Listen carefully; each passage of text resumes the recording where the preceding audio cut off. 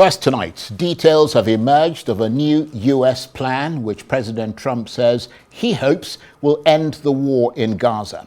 Unlike earlier US blueprints, the plan speaks of a path to Palestinian statehood and of the idea of Israel handing over territory it occupies. It also says Gazans will be encouraged to remain in the Strip. Mr. Trump is not, for the first time, talking up prospects of an imminent end to the war, but correspondents say that this 21-point plan drawn up by his envoy, Steve Witkoff, is in fact a framework whose details will still have to be thrashed out. Israel objects to provisions that include eventual Palestinian self-governance, which Hamas calls parts of the plan a diversion from Israel's escalating assault on Gaza City. Nevertheless, President Trump says he hopes to clinch the deal in a meeting that's taking place today with the Israeli Prime Minister Benjamin Netanyahu.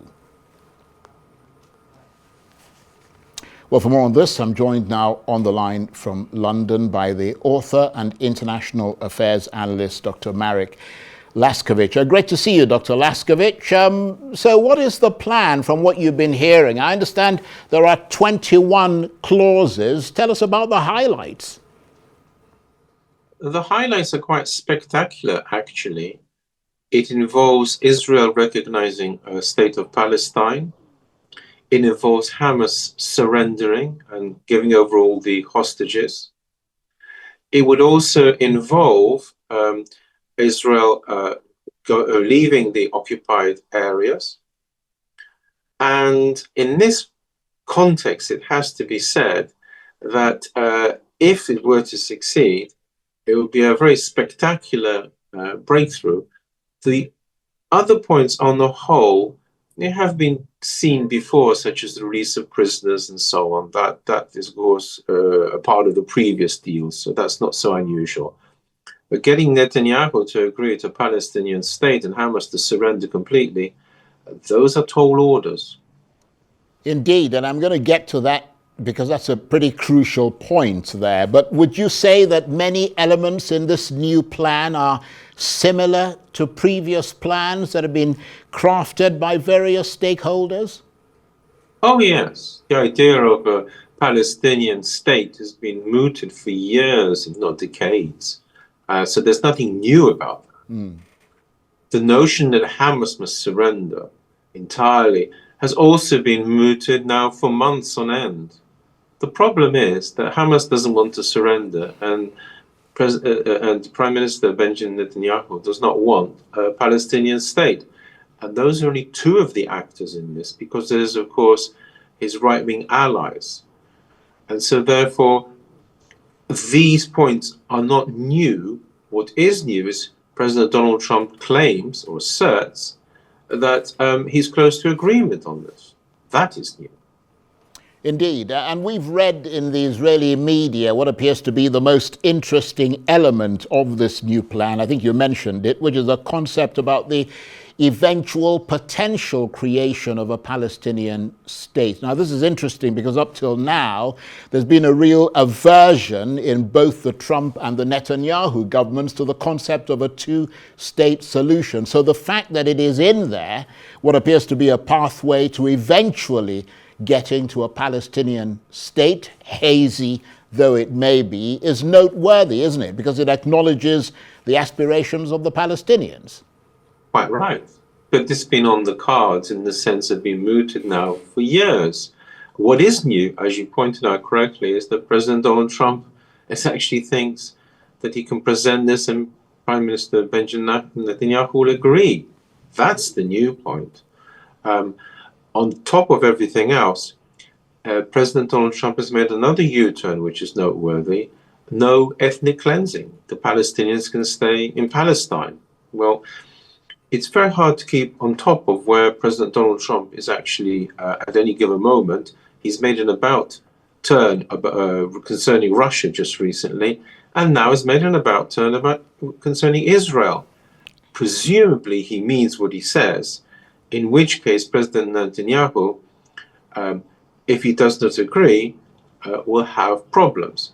And that is likely to be not directly at this meeting with President Donald Trump, but when he presents his plan back home to his far right-wing allies. As I said, that's the really crucial point that you make there, and we're going to get to it in a minute. But equally interesting, Dr. Laskiewicz, according to Israeli media, the plan also talks about Palestinians being encouraged to remain in Gaza. That is also significant, isn't it? Because previously President Trump was talking about encouraging the Palestinians to leave the Strip, but now you have a flip. Absolutely. He's gone 180 degrees in the other direction. No more talks of a Riviera. Palestinians can stay. As I say, it's very hard to keep on top of what Donald Trump where he's heading. But as it stands at present, this is an entirely different a concept than we saw or thought about even, say, a week ago. However, there it is. The Palestinians can stay. They've got a route to statehood, assuming that President Benjamin Netanyahu agrees, and as does Hamas. Please note, these negotiations are taking place primarily with Israel at present.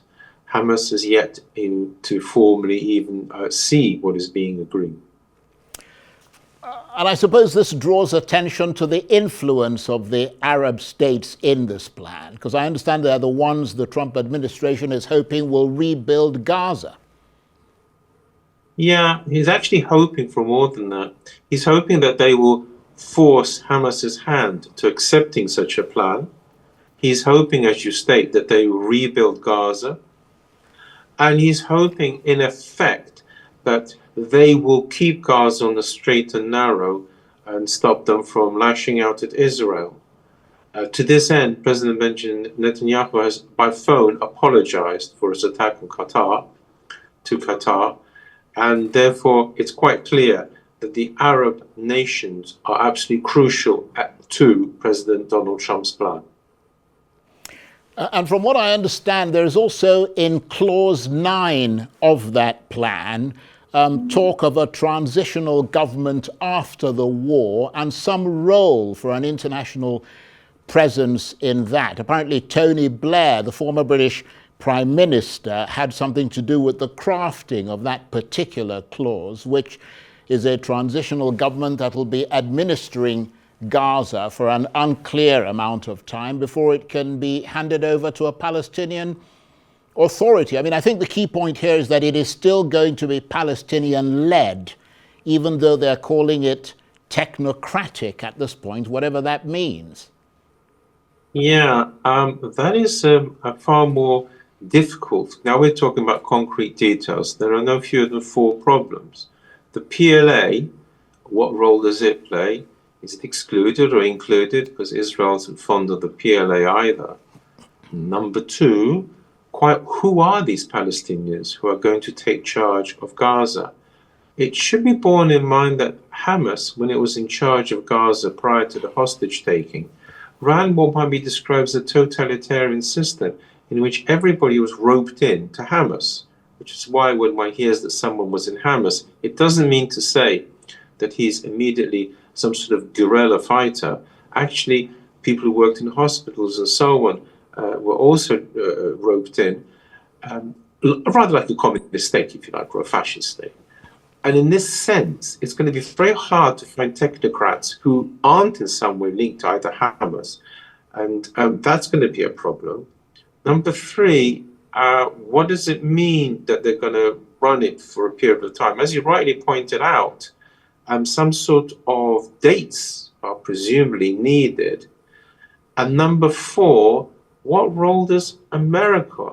I mean, I presume Israel is not going to have any role in this government, but what role is America going to play, or indeed people outside the Muslim nations, Europe? It's crafted by Tony Blair, and therefore the implication is that the West in some way takes part in all this technocratic ruling. So in actual concrete terms, even if the plan were to be agreed on these high points of Hamas's total surrender and President Benjamin Netanyahu agreeing to a Palestinian state, there are these sort of concrete details and more besides, which are very difficult. Absolutely. And the point you made there about the US, I understand that it'll be establishing this body and it'll have oversight capacity as well as helping to get things, like investments from abroad, rebuild the Palestinian economy from ground zero, etc. But let's go to that million-dollar question in all of this that you raised, Dr. Laskiewicz. Will Prime Minister Netanyahu go for it? Because the chance of success hinges on that, doesn't it? Especially when it comes to clauses such as the disarming of Hamas, which we are told appears to be hazy, or as the Israeli media put it, creatively ambiguous. Yeah, I do like the term creatively ambiguous, I must say. However, I would put it like this. There are no fewer than three aspects. We've touched on the lack of concrete details, and as the Israeli media has put it very well indeed, about the disarming of Hamas, quite what it means. Indeed, who is Hamas? I mean, how far is the disarmament? Indeed. Number two, President Benjamin Netanyahu is not in charge entirely of the government. He has two right-wing allies, and they've made it pretty clear they are not interested. So even were he to agree, there's a problem here. And number three, if you look at how President Benjamin Netanyahu has coped with these situations before, he might well agree and then nothing come of it. We have been close to some sort of ceasefires before, and the right-wing allies, and also his kind of evasiveness, he just doesn't, he may agree to things and not necessarily put them forward, is a problem. Actually, there's a fourth problem as well hidden. Will President Donald Trump change his mind yet again in some respect? This is a further difficulty. So one would hope that the President Benjamin Netanyahu will agree. But even if he does, we've got a long way to go. And please note what I said before, there's Hamas yet in all this to agree. So we have these 5 points. And just very briefly, before we move on to another topic, what about the Hamas point of view? I mean, how much do they know about these talks and these proposals? Because I understand it hasn't been fully presented to them. There has been no formal presentation. That per se is not actually fatal, because it's quite clear the USA has to start somewhere, and negotiating with Netanyahu is an astute step in the sense that he at least can physically be there and so on. But we've yet to hear what Hamas has to say. And there are some very unpalatable points for Hamas. Not only must it hand over control, but it must disarm completely and effectively cease to exist. Well, there is a further aspect to all this. This whole 21 points is written ambiguously in many areas. And one of the points is, supposing Hamas ceases to exist qua Hamas and simply morphs into another organization. I mean, what are these people going to do? Simply disappear? Most unlikely. And therefore, the Hamas, in whatever guise it may appear in the future, has yet to agree, and it is unclear whether it will simply hand over power and disappear forever. Well, thank you for your thoughts on that. Let me ask you to stay with us and get you to range, as you do, with considerable ease from the Middle East to Eastern Europe, because Moldova's governing pro-European party, PAS, has retained its majority in parliament after a decisive victory in elections marred by accusations of Russian interference. As the results came in, party officials themselves were surprised by the scale of their win. The main opposition party has not accepted the result and is calling for protests, but correspondents say that for now they seem unlikely to gain much traction. I voted for a return to normalcy, for the Republic of Moldova's progress, and to end the fear that has, regrettably, become the norm in recent weeks, months and even years. There is a lot at stake in these elections for our country. If Moldovans are strong enough, and despite the massive interference of Russia, will decide for themselves, Moldova will have the chance to continue to strengthen its democracy, to protect its peace, and to continue its EU integration path.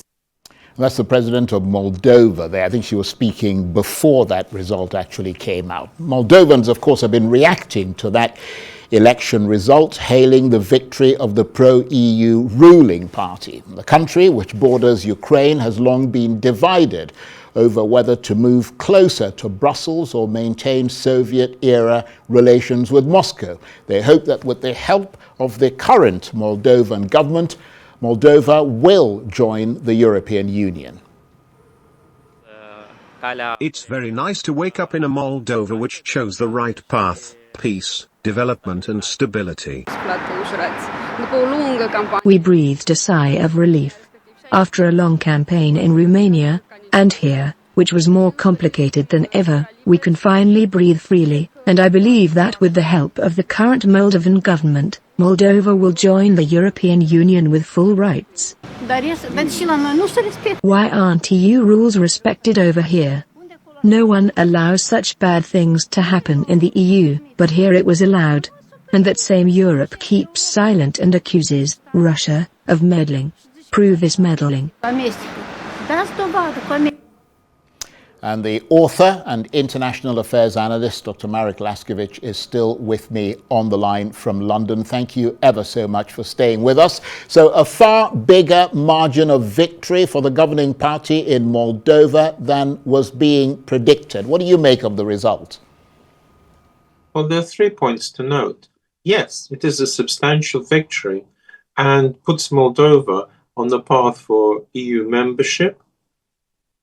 2, actually, there is a substantial number of people who don't want to be in the EU, even if they don't necessarily want to be ruled by Russia. And the problem for people of these voices is that we sort of hear the news from one side only, from the West side, and how wonderful it is. There are pro-Russian parties were banned. It's rather like the elections in Romania, where the opposition has its work cut out to get ahead, and therefore they mustn't forget that there is a substantial number of people who think differently. And so, as with Romania, the question is, can the route to EU be completed without the divisive part of these views coming to the fore in Moldova? I mean, the choice in this election was about whether Moldova should turn eastwards towards Moscow or westwards towards Brussels. I mean, the governing pro-European party got just over 50% of the vote. I mean, that was what I last heard. I mean, how much does that lay bare just how split the country is on which way it should face? Yeah, the vote actually shows this split. Please note that one of the points here is that we talk about Russian meddling quite rightly. There was. But the West also has its views, which it put across in this election. But that, of course, is not regarded as meddling by the pro-Western media and by the pro-Westerners. And so we have the same situation as was the case in Ukraine and in Russia and indeed in Poland, where there is a split, which, so to speak, is hidden. And hopefully the country will not disintegrate or have more worse quarrels, because there is a split. There are genuinely people who do not want to be in the EU, which incidentally other EU countries have. And therefore the situation, on the face of it, a superb victory for the EU side, but we should not ignore the underlying problem that many people don't want this.